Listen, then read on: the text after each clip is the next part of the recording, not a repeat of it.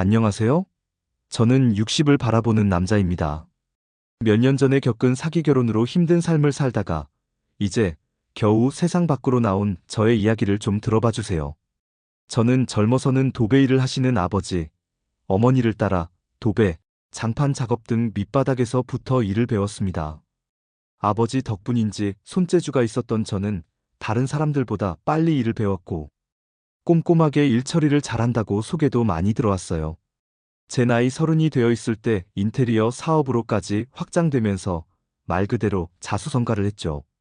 그때쯤 아버지께서 갑자기 돌아가시면서 저는 저희 가정의 가장이 되었습니다.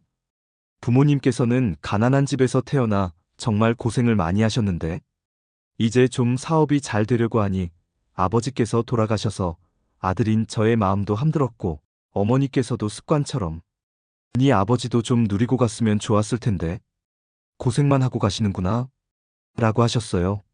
좋은 곳을 가도 맛있는 것을 먹어도 항상 아버지를 떠올리며 미안해 하셨어요. 아버지 못 누리고 가신 거 어머니가 아버지 몫까지 다 누리셔야죠.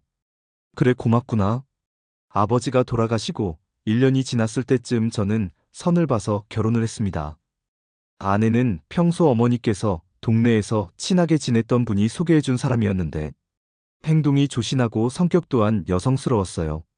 그리고 효심이 깊다는 이야기를 들었던 터라 저는 그것이 제일 마음에 들었어요. 혼자 되신 어머니가 늘 마음에 걸렸거든요. 아내는 흔쾌히 저희 어머니를 모시며 살겠다고 했고 저희 어머니에게도 너무 애살있게 진심으로 잘하는 것이 보였어요.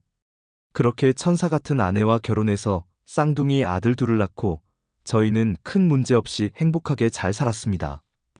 안정된 가정을 꾸리니 사업은 더더욱 잘 되었습니다. 전국으로 계약이 늘어갔고 저는 직원들을 많이 쓸 정도로 사업체가 커졌죠. 그러던 어느 날 아이들이 중학생이 되었을 때 청천벽력 같은 일이 일어났습니다. 아내가 암 진단을 받은 것이었어요.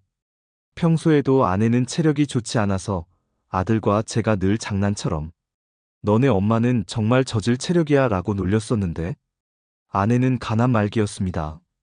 그동안 몸에서 많은 신호를 주었을 텐데 지금에야 건강에 대한 정보들이나 염려로 인해 건강을 챙기는 사람들이 많지만 저희 때만 해도 웬만큼 아파서는 병원도 잘 가지 않는 사람들이 많았습니다.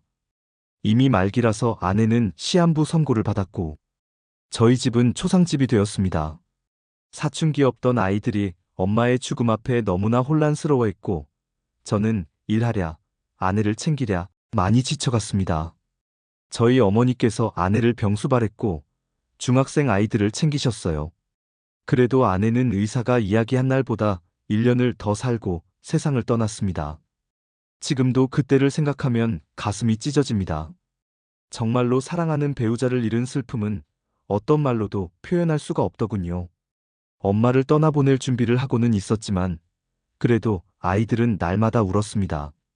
아내가 살아있을 때 아이들이 아침에 눈 떠서 제일 처음 하는 일이 아내와 저의 방에 와서 자고 있는 아내 코 밑에 손가락을 대는 것이었고 그리고 엄마 하면서 흔들며 깨우는 것이었어요. 그때마다 아내가 웃으며 아들 잘 잤어? 라고 하면 아이들은 너무 기뻐하며 아내 품에 안기곤 했어요. 그런 모습을 바라보며 저는 가슴이 찢어지는 줄 알았습니다. 그랬던 아내가 세상을 떠나고 저는 일을 좀 내려놓고 아이들을 위한 시간을 보내기로 했어요. 아들 둘과 함께 여행을 갔고 많은 이야기들을 나누었어요. 그래도 착한 아이들은 이 상황을 잘 받아들이며 제가 하는 이야기를 잘 들어주었습니다.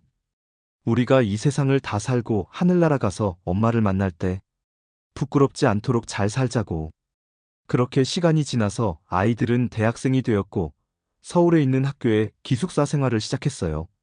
저는 오롯이 일에만 몰두하면서 사업을 키워갔습니다. 아내가 세상을 떠난 지 5년이 지났을 때 저는 거래처 사장으로부터 한 여자를 소개받았어요. 죽은 아내와 많이 닮은 듯한 여자는 성격도 조심스러웠고 외모 또한 아내와 비슷했습니다.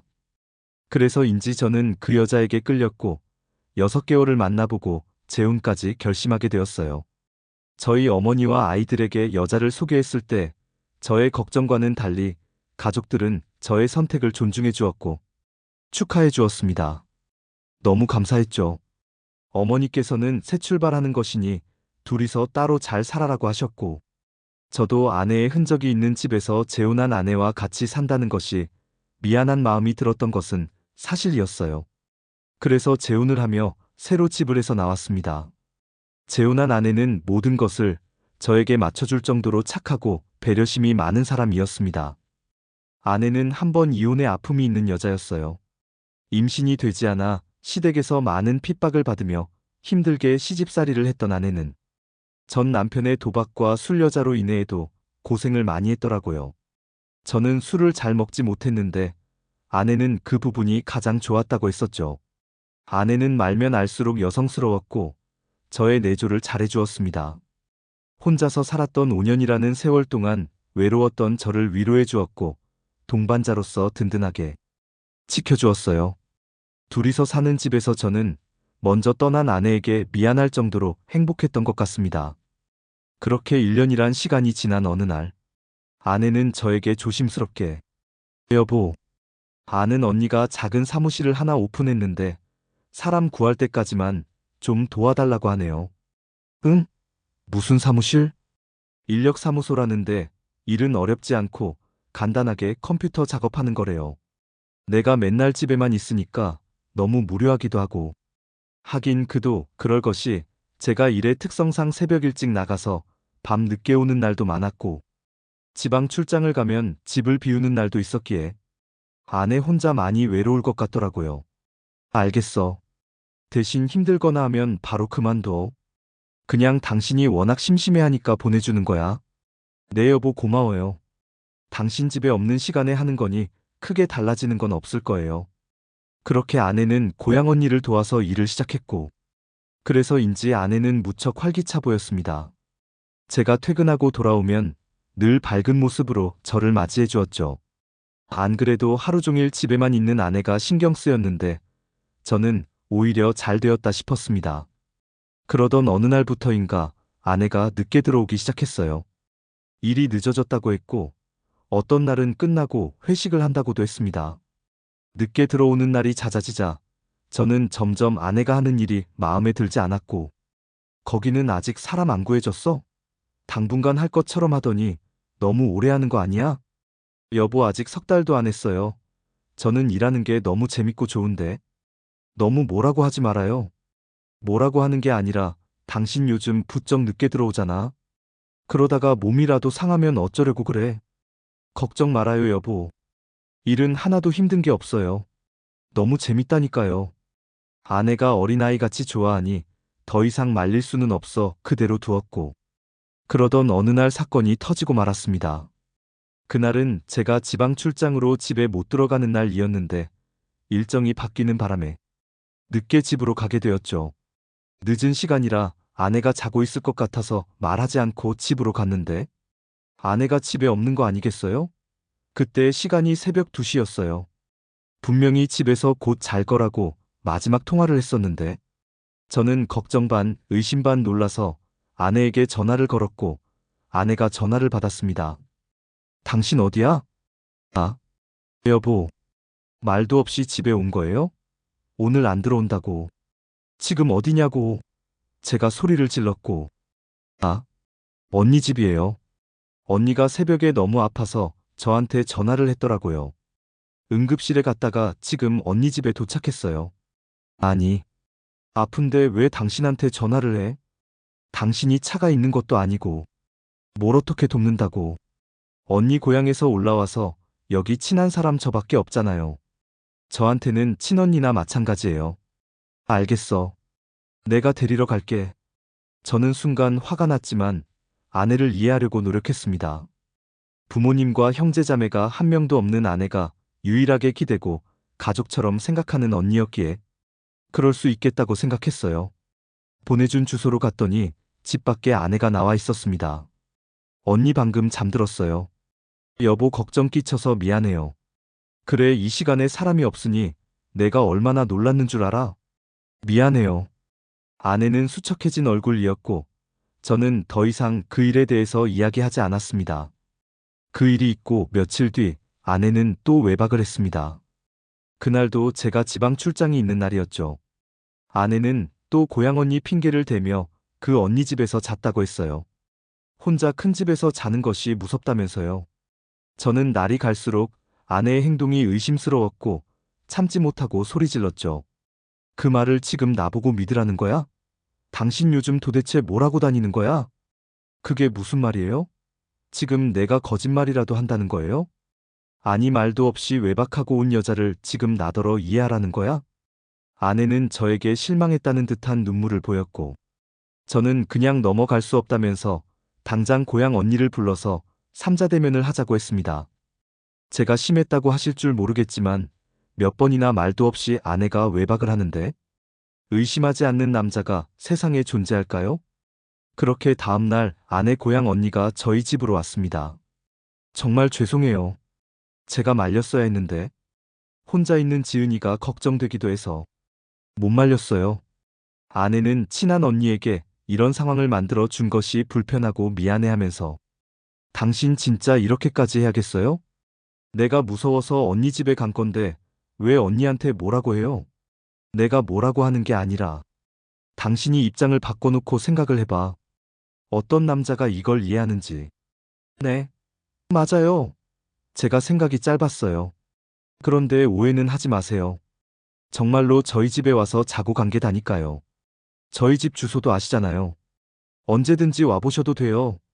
앞으로 제가 지방 출장을 가게 되면 차라리 저희 집에 와서 주무세요. 아내가 겁이 많아서 이해는 하지만 그래도 이렇게 말도 없이 외박하는 건 아니라고 봅니다. 그럼요, 맞는 말씀이세요. 앞으로 절대 이런 일 없도록 제가 신경 쓸게요. 그래도 고향 언니를 직접 보며 또 믿음직스럽게 이야기도 해주니 한결 마음이 안심이 되더군요. 그날 이후 아내의 외박은 없었습니다. 그런데 석연찮은 무언가가 계속 제 마음에 걸렸고 저는 아내가 전화를 받지 않거나 조금만 늦게 집에 들어와도 신경이 쓰였죠. 하는 일도 그만두게 하고 싶었습니다. 그러던 어느 날 병원에서 전화가 왔어요. 이지은 씨 남편분이시죠? 아내분이 지금 응급실로 왔는데 와보셔야겠어요. 저는 현장에서 일을 봐주다 말고 바로 병원 응급실로 갔습니다. 제가 도착해서 아내를 찾고 있을 때 뒤에서 여보, 아니 여보, 이게 어떻게 된 일이야? 무슨 일이야? 다친 거야? 아니에요. 갑자기 어지러워서 쓰러졌는데 길 가는 사람이 119 신고를 해서 응급실로 온 거예요. 갑자기 쓰러지다니. 그게 무슨 말이야? 괜찮아? 선생님은 이미 다녀가셨고 별거 아니래요. 오늘 날씨가 너무 더워서 순간적으로 그런 거니 걱정 안 해도 돼요. 저는 계속 그래도 의사한테 소견 듣고 수액이라고 맞고 가자고 했지만 아내는 기어이 괜찮다고 빨리 집에 가자고 해서 어쩔 수 없이 집으로 갔습니다. 고향 언니가 놀라서 저희 집으로 왔고 대체 이게 무슨 일이야? 지은아 괜찮아? 응 언니 괜찮아. 원래 빈혈이 약간 있는데 오늘 좀 안 좋았나 봐. 너무 놀랐잖아. 병원에선 괜찮대? 응 괜찮대. 오늘 내가 일을 못해서 어떡해? 얘는 지금 일이 문제니? 며칠 푹 쉬어. 저는 이참에 아내에게 일을 그만두라고 했고 안 하던 일까지 하니 몸이 약해진 거라고 앞으로 절대 일을 하지 말라고 했죠. 아내는 아무 말이 없었고 고향 언니가 그래 남편 말대로 해. 알겠지? 응 언니 고마워. 그렇게 아내는 일을 그만두고 집에서 쉬기로 했고 저는 한결 마음이 편했습니다. 저는 아내에게 카드를 한 장 주며 이걸로 당신 하고 싶은 거 해. 생활비로 쓰지 말고 오롯이 당신한테만 써. 정말요? 고마워요. 아내는 저에게 받는 생활비로 알뜰하게 살림을 잘 살았고 자신한테는 돈을 잘 쓰지 않는 사람이었어요. 옷 하나, 신발 하나 허투루 사는 것이 없었고 제가 사업을 하고 있으니 언제 돈이 필요할지 모른다며 아껴서 살아야 한다고 늘 이야기했죠. 몇 달 전에는 우리의 노후 준비 자금으로 적금을 넣고 싶다고 해서 제가 생활비에 200만 원씩 더 보태서 주기 시작했습니다. 그 정도로 아내는 살림도 노후 준비도 잘 해나가고 있었어요. 낮에 여러 가지를 배우거나 모임을 하면서 아내는 다시 전과 같은 활력을 찾는 듯 보였어요. 저도 아내에 대한 의심의 마음이 사라졌죠. 그러던 어느 날 아내가 저희 집에서 낮에 모임을 하나 해도 되냐고 했고, 저는 낮에 제가 집에 있는 것도 아니고 편하게 그러라고 했습니다. 아내는 어린아이처럼 좋아했고 거의 매일 저희 집에서 모임을 하는가 보더라고요. 제가 아내에게 준 카드 명세서에는 백화점 식료품들이 대부분이었고, 집에서 모임을 하니 아내가 간단한 다과나 식사를 준비하나 보다 했었죠. 아내가 즐거워하니 저도 기분이 좋았습니다. 여자들끼리 모이면 뭐해? 원데이 쿠킹 클래스도 하고, 어떤 날은 마사지도 하고, 너무너무 재미있어요. 내일은 우리 독서 모임 하기로 했어요. 독서 모임? 그런 것도 있어? 네, 얼마나 재밌는지 몰라요. 다시 학창시절로 돌아간 기분이에요. 아내는 진심으로 재미있어 하더군요. 그러던 어느 날, 제가 낮에 잠시 옷을 갈아입으러 집에 들렸는데, 마침 아내가 말하는 독서 모임 인가를 하고 있더군요. 제가 들어가자 모두 놀란 것 같았고, 아내 또한 깜짝 놀라며, 아니, 당신 말도 없이, 어쩐 일이에요? 라고 하는데, 아내 뒤로 고향 언니가 보이더군요. 아내는, 갑자기 집에는 어쩐 일이에요? 갑자기 현장 나갈 일이 있어서 옷 좀 갈아입으려고. 뭐 챙길 것도 있고. 제가 방해가 됐네요. 하시던 거 계속하세요. 저는 정중하게 인사를 드리고 서재로 들어갔습니다. 그런데 서재에 어떤 여자 2명이 바닥에 앉아서 손을 잡고 기도 같은 것을 하고 있더군요. 제가 들어가자 그들도 놀라서 저를 쳐다보고 있었고, 아내가 황급하게 따라 들어와서 여기 우리 남편 인사해 라고 하더군요. 안녕하세요? 말씀 많이 들었어요. 매번 이렇게 장소를 제공해 주셔서 얼마나 감사한지 몰라요. 한 여자가 웃으며 말했고, 아내 눈치를 보더니 2명이 서재에서 나갔습니다. 저 사람들 뭐야? 왜 내 서재에 있는 거야? 고민 상담할 게 있다고 해서 따로 있었던 것뿐이야. 고민 상담? 저는 제 눈으로 본 것이 이해가 되지 않았습니다. 둘은 분명히 이상한 기도 같은 것을 중얼거리고 있었거든요. 저는 또다시 아내의 행동들이 수상했고, 결국 아내가 거의 매일 하는 머리핀에 초소형 몰래카메라를 달았습니다. 제 눈으로 확인해야 아내를 믿을 수 있을 것 같았어요. 그렇게 며칠이 지났고, 저는 떨리는 마음으로 카메라를 확인했습니다. 그리고 그곳에 담긴 충격적인 사실에 경악하고 말았어요. 제 아내는 이상한 사이비 이단 종교 신자였습니다. 매일 저희 집에서 가졌던 모임은 그 종교 모임이었고, 사람들이 오면 이상한 주술을 외웠고 무슨 책들을 펴서 같이 공부를 하더군요. 아내가 말한 독서 모임은 사이비 이단의 종교의 공부 모임이었습니다. 더 충격적인 것은 그것을 진행하는 사람이 바로 아내의 고향 언니였던 것이었습니다. 저는 망치로 뒤통수를 맞은 듯 정신을 차릴 수 없었고, 도대체 이게 무슨 상황인지 파악이 되지 않았어요. 그들이 나누는 대화를 들어보니 몇 년도 몇 월 며칠 날 지구가 멸망한다, 심판자가 온다 등 해괴한 이야기들이었고, 거기 있는 10명 정도의 신자들은 그래서 우리가 더 많은 물질을 내야 한다면서 돈 이야기를 하더군요. 지은 씨는 무조건 구원받지. 그동안 낸 헌금이 얼만데. 순간 아내가 우리의 노후 자금을 위해 적금을 넣는다는 200만 원이 생각났습니다. 처음에는 순진한 아내가 사이비에 걸려들어서 당하고 있다고 생각했지만, 녹화된 것들을 계속 보니 아내는 걸려든 것이 아니라 그 모임에서 거의 주동자의 역할을 하고 있었습니다. 많은 사람들은 우리 집으로 초대해서 포교 활동을 하고 있었습니다. 저희 집은 그 사이비 집단의 아지트였던 거죠. 저는 경악했고 아내가 무서웠습니다. 배신감에 치를 떨었고, 언제부터 저를 속인 것인지, 처음부터 저에게 접근한 것인지 모든 것이 의심스럽고 모든 것에 화가 치밀어 올랐죠. 저는 아내 몰래 이혼 법률 사무소를 찾아서 아내 앞으로 된 재산과 통장 잔고를 확인했습니다. 그 결과는 놀라웠습니다. 우리의 노후 자금으로 모으겠다고 했던 그 적금은 애초에 없었고, 제가 생활비를 보내주는 통장에 매달 200만 원이 어떤 한 사람의 계좌로 입금되고 있었습니다. 다름 아닌 그 사이비 집단의 교주였습니다. 정말 기가 막혀서 할 말을 잃은 상태에서 저는 더욱 충격적인 사실을 알게 되었어요. 결혼할 때 아내 명의로 해준 집에 대출이 걸려 있는 겁니다. 무려 2억이었습니다. 나중에 알고 보니 그 돈도 모두 교주의 손에 들어갔더군요. 아내는 처음부터 저의 돈을 보고 아주 계획적으로 치밀하게 접근한 여자였습니다. 아내를 소개했던 거래처 여자 사장도 알고 보니 그 사이비 신자 중에 한 사람이었고, 제가 사별하고 혼자 산다는 것을 알고는 같은 신자인 아내를 소개한 것이었어요. 그것도 저의 전 아내의 성향이나 외모를 알고 그 중에 가장 비슷한 신자를 소개한 것이었죠. 모든 남자를 만날 때 이런 식으로 접근한다고 합니다. 상대 남자에게 맞춰서 완전히 교육시키고 결혼하기까지 모든 것을 가이드해준다고 하더군요. 참 피가 거꾸로 쏟을 일입니다. 그 사이비 집단에서는 남자는 경멸의 대상이었고 오로지 여자들만이 구원받고 천국에 간다고 가르친다고 하더군요. 그래서 그곳의 신자는 100%가 여자였고 가정이 있는 여자들도 많았습니다. 그들은 모두 사랑해서 결혼한 것이 아니라 남편의 돈이 필요했기 때문에 그 돈을 신한테 아니 교주한테 바치기 위해서 결혼을 하고 아이를 낳는다고 했습니다. 그런 미친 이야기들을 듣는데 정말 정신병이 걸릴 것 같더라고요.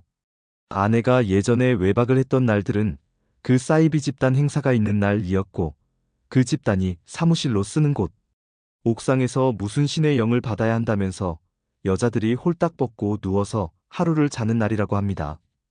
아내는 거기 가기 위해 외박을 한 것이었고, 얼마 전에 빈혈이라고 쓰러져 병원에 간 것도 알고 보니 구로역 승강장 근처에서 포교활동 전단지를 돌리다가 한 남성이 재수없다고 밀치면서 뒤에 오던 오토바이랑 부딪히며 정신을 잃은 것이었어요.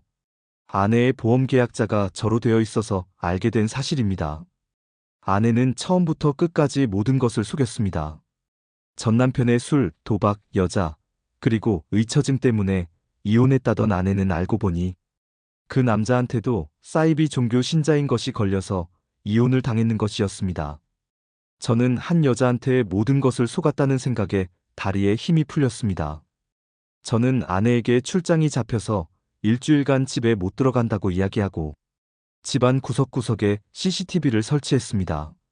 내 집안의 경비를 위해서 설치한 CCTV는 법적 효력이 있다고 하더군요. 그렇게 일주일이 지나고 제 예상대로 저희 집은 그 사이비 집단들이 섭렵했고 그곳에서 자기들이 말하는 예배를 드리고 노래를 부르고 생쇼를 하더군요. 저는 그 자료와 그동안 모아놓았던 아내의 자금 현황들을 가지고 사기 결혼으로 소송을 할 생각이었습니다. 근데 이렇게 순순히 이혼해주기엔 너무 억울했고 마지막으로 정말 아내의 변명이라도 듣고 싶었습니다. 그날 저녁 저는 아내에게 CCTV를 보여주며 당신 입으로 이야기해봐. 이게 다 무엇인지. 여보. 그게 아니라 거짓말할 생각은 안 하는 게 좋아. 이미 다 알고 있으니. 나한테 왜 그랬어? 왜 나를 속였어? 속인 게 아니에요. 어차피 당신은 천국 못 가니까. 이번 생에 잠시 지나는 정류장 같은 거예요. 당신은 단단히 미쳤어. 당신 진짜 미쳤어? 정신이 어떻게 된 거야? 그걸 지금 말이라고 해? 당신은 지금 미친 사이비에 빠진 거라고. 당신은 몰라요. 당신의 운명을 받아들여요. 말하지 못한 건 미안해요. 대화 자체가 안 되는 여자였습니다. 사람이 미치면 저렇게도 미칠 수 있구나 싶은 것이 정말 무서웠습니다. 당신 천국 가려고 날 이용해? 내 돈 다 어떻게 했어? 노후 자금으로 적금 넣는다고 하던 건 모두 그 미친 교주한테로 다 들어갔던데? 그게 노후 자금이에요. 내가 천국 가는데 쓰이는 돈이라고요. 뭐라고? 진짜 미친 여자네 완전. 적반하장도 유분수지. 그 여자는 이제 다 되었는데 저 때문에 천국 못 가게 생겼다고 울며 불며 난리를 부렸습니다. 그리고는 집을 나가버렸어요. 저는 실성한 사람처럼 그렇게 한참을 바닥에 주저앉아 멍하니 있었습니다. 눈물도 안 나더군요. 그렇게 저는 사기 결혼으로 소송을 하면서 그 여자와 이혼을 했습니다. 그 여자 앞으로 되어 있던 집 대출금과 매달 상납했던 돈을 교주에게서 돌려받을 수는 없었지만 개인적으로 다시 그 여자한테로 다시 청구 소송을 했고 아직까지 그 일이 해결되지는 않았습니다. 인생 말년에 이런 일을 겪으면서 저는 인생이 너무나 허무하고 세상에 믿을 사람 없다는 것과 세상에 미친 사람들이 너무나 많다라는 것을 알게 되었습니다. 저는 그 충격으로 지금도 일주일에 2번 정신과 상담을 받고 있어요. 자려고 누우면 눈을 똑바로 뜨고 저에게 쏘아붙이던 그 여자 얼굴이 악마처럼 떠오르면서 불면증이 생겼고 심각한 공황장애도 생겼죠. 하던 일도 둘째 아들에게 넘겨주며 저는 조용한 시골에서 혼자 살고 있습니다. 이렇게라도 제 이야기를 하고 털어냈으면 하는 마음에서 사연을 보냅니다. 하루빨리 이 일이 잊혀지기를 바랄 뿐입니다. 이 세상의 악한 사이비 종교들이 다 사라지길 바라며 긴 사연 들어주셔서 감사합니다.